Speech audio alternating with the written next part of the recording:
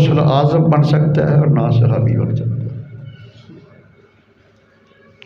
اللہ اکبر کبیرہ۔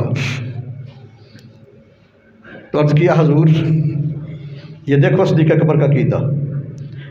عرض کیا حضور آپ بڑی شان والے ہیں،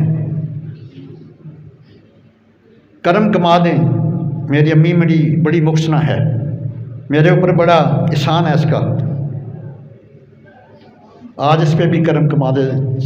سینہ ابو کسی کما دے۔ جب سرکار نے دیکھا نا نگاہ نبوت سے، تو میری امی جان بھی کلمہ پڑھ کے مسلمان ہو گئی، میری امی جان کلمہ پڑھ کے مسلمان ہو گئی۔ اور وہ صدیق اکبر رضی اللہ، ان کے والد صاحب جن کا نام عثمان بن عامر ہے، 91 برس کی عمر میں کلمہ پڑھ رہا ہے، انہوں نے فتح مکہ کے موقع پر، کیونکہ یہ ہجرت کر کے نہیں گئے تھے مدینہ۔ 91 برس عمر ہے، بینائی چلی گئی آنکھوں سے۔ صدیق اکبر لے کر آئے نا تو سرکار میں آیا کہ ابو بکر انہیں ادھر کیوں لے کے، مجھے کہتا میں ادھر جا کے کلمہ پڑھا دیتا۔ یہ محبت ہے سرکار کی ابو بکر صدیق کے گرانے کے ساتھ۔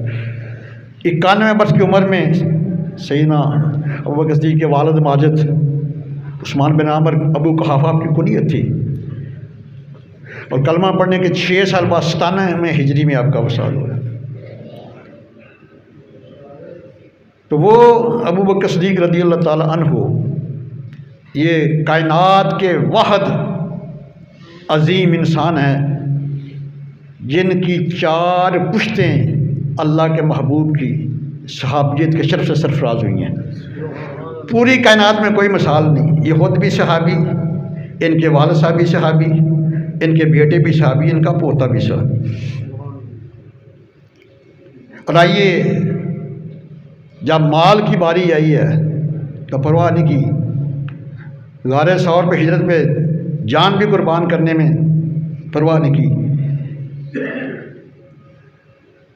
تو یہ فتح الباری شرح بہاری کے ساتھ جلد صفحہ 11 ہے۔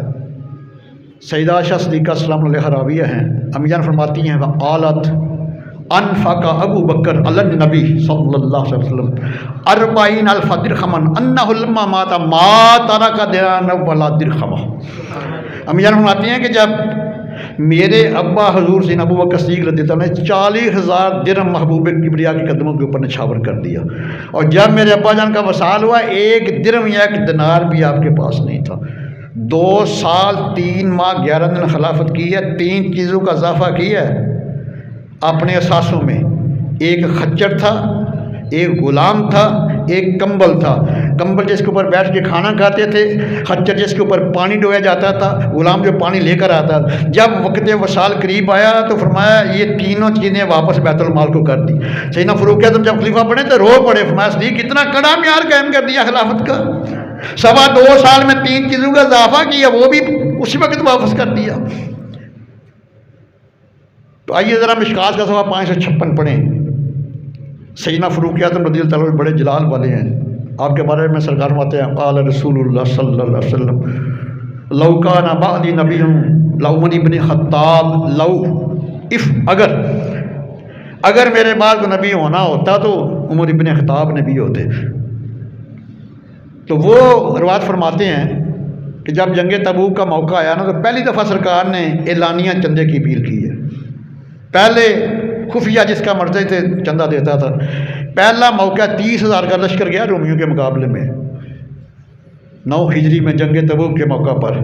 تو سرکار نے جب چندے کی اپیل کی، سیدنا فاروق سناتے ہیں ان دنوں میرے پاس مال بڑا تھا، تو میں نے ارادہ کیا کہ الیوم اسبق ابا بکر سبقتہ یوما، اگر ہو سکا تو آج میں سبقت لے جاؤں گا صدیق اکبر سے نیکیوں میں۔ اور یاد رکھنا صحابہ میں رشک پایا جاتا تھا جس کی اسلام میں اجازت ہے، نیکیوں میں سبقت لے جانا، اور آج ہم میں حسد پایا جاتا ہے جو نیکیوں کو ایسے کھا جاتا ہے جیسے دیمک لکڑی کو کھاتی ہے۔ رشک کیا ہے کہ یا اللہ جیسے ان کو نوازا مجھ سے بھی اپنی بارگاہ میں زیادہ نواز، اس سے زیادہ عطا کر۔ حسد کیا ہے یا اللہ جو میرے بھائی کے پاس ہے کبھی یہ مجھے مل جائے نا چھن کے، یہ حسد ہے۔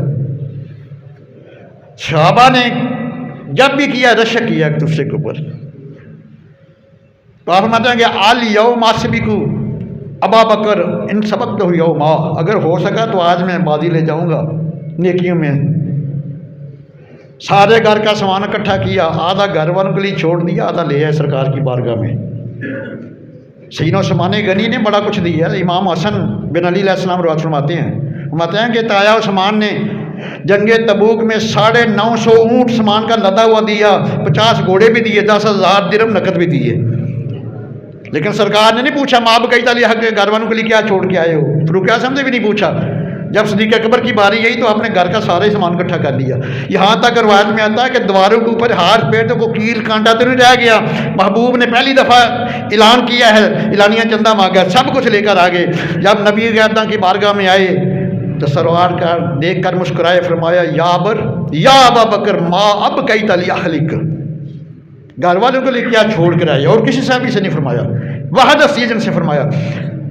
تو سنو، عرض کیا فداہ کا بھی و امی یا رسول اللہ، اب قید لہم اللہ و رسول، میں ان کے لیے دنیا کی کوئی چیز گھر میں نہیں چھوڑ کے آیا۔ اب قید لہم اللہ و رسول، گھر والوں کے لیے اللہ اور اس کے رسول کی محبت چھوڑا ہے۔ یہاں علامہ اقبال تڑپے ہیں، قلندر لاہوری کا قلم وجد میں آ گیا، تڑپے گیا قلندر لاہوری اس حدیث کو پڑھ کے۔ تو آپ فرماتے ہیں کہ پروانے کو چراغ، بلبل کو پھول بس۔ علامہ ڈاکٹر اقبال رحمۃ اللہ تعالی علیہ کمال ترجمہ کیتا ہے حدیث دا، اب قید لہم اللہ و رسول، فرماتے ہیں کہ پروانے کو چراغ، بلبل کو پھول بس، صدیق کے لیے ہے خدا کا رسول بس، صدیق کے لیے ہے خدا کا رسول بس۔ اج میں تسی ایک دوجے نال ودا کہنے، اسی کہنے فی امان اللہ، فی امان اللہ، لیکن باہر جو بول رہے ہیں اس سے کیا ہے کسی نے فی امان اللہ، یہ غلط جملہ ہے۔ جب فی حرف جر جب آئے گا نا تو پھر آگے زیر آگے فی امان اللہ، وہ پتہ نہیں باہر کسی اتحاد المسلمین نے لکھا ہوا ہے فی امان اللہ، یہ غلط ہے جملہ، فی امان اللہ۔ لیکن سیدنا صدیق اکبر نے کبھی ساری عمر یہ نہیں فرمایا۔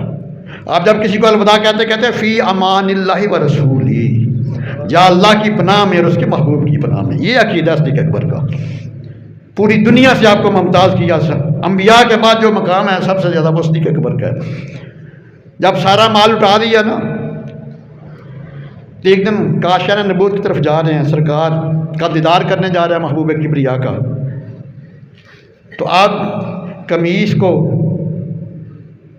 کانٹوں کے ساتھ جوڑا ہوا ہے، بڑے جو کانٹے ہیں نا ان کے ساتھ یہاں بند کیا ہوا ہے، کیونکہ یہ جو سینہ ہے یہ نماز میں بھی کھل جائے تو مکروہ تنزیہی ہے، یہ سینے والا بٹن کبھی نہیں کھولنا، نماز کا اندر کم ہو جاتا ہے، ویسے بھی کھولو گے تب بھی تکبر کی علامت ہے۔